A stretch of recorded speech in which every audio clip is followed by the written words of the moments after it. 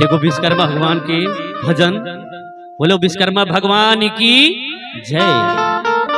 बाबा राउर दया से,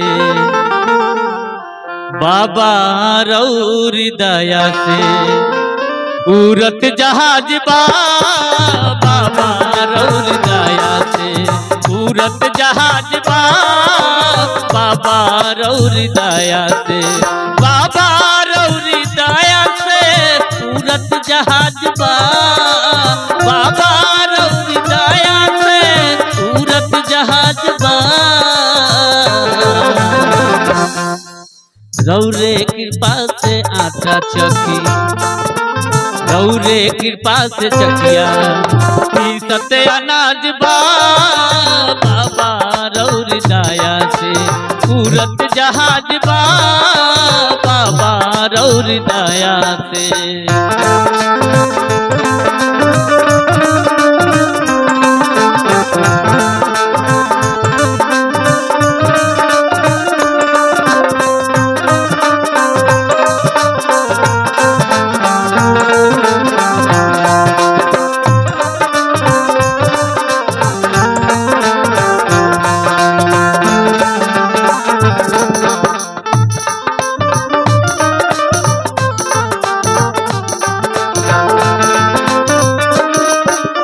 रौरे कृपा से चलेला नदी बीचे नैया, बाबा विश्वकर्मा पर हो खेलन सहैया।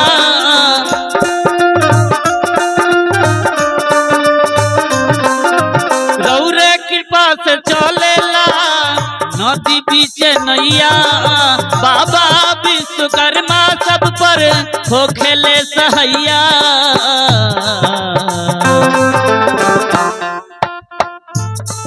हर साल 17 सितंबर के,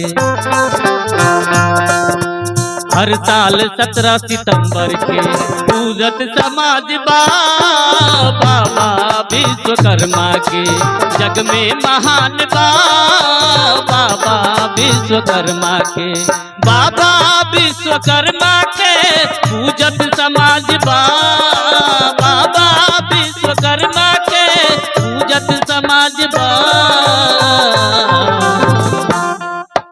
हर साल 17 सितंबर के, हर साल 17 सितंबर के पूजत समाज बा, बाबा विश्वकर्मा के महिमा महान बा, बाबा विश्वकर्मा के।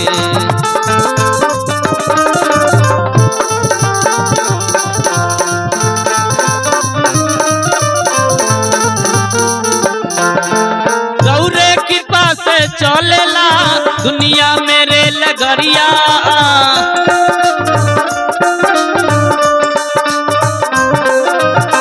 रौरे दा बनवले रहनी सोना के महलिया।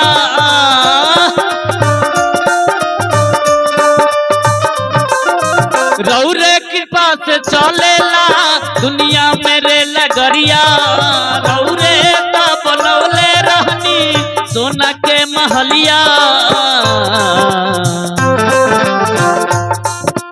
रौरे कृपा से सब कर, रौरे कृपा से सब कर बनल समाज बा, रौरे कृपा से सब कर बनल समाज बा, रौरे कृपा से सब कर, बाबा राउर दया से उड़त जहाज बा, बाबा राउर,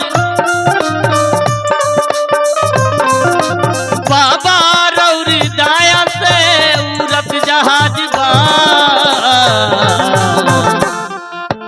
रौरे कृपा से चकिया, रौरे कृपा से चकिया पीसत अनाज बा, बाबा रौर कृपा से उड़त जहाज बा, बाबा रौर दया से उड़त जहाज बा, बाबा रौर दया से उड़त जहाज बा, बाबा रौर दया से उड़त जहाज बा।